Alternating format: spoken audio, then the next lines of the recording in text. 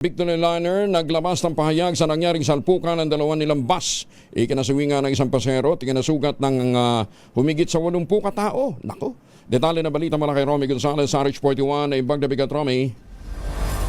Kinumpirma ng Tuba Municipal Disaster Risk Reduction and Management Office na isa sa mga pasahero ng dalawang nagsalpukang Victory Bus sa Marcos Highway Tuba Benguet noong Sabado ng gabi ay nasawi.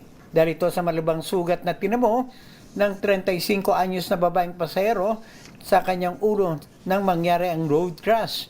Batay sa report ng pulisya, isang Victory Liner na galing sa Baguio City ang nagkaroon umano ng mechanical defect bago sumalpok sa isa pang Victory Liner bus na paakyat ng Baguio at isang Isuzu MUX Sports Utility Vehicle na naging dahilan ng pagkasugat ng 87 pasahero.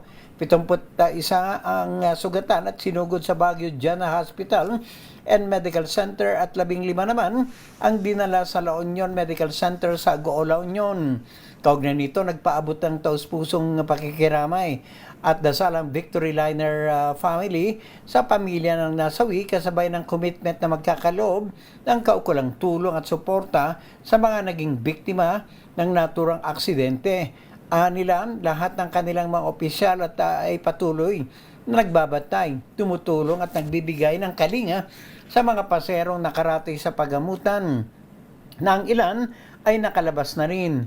Kagad din sinimulan ng Victory Liner ang comprehensive internal investigation at cooperation sa mga otoridad at ahensya ng gobyerno para matukoy ang mahalagang detalye sa naturang insidente.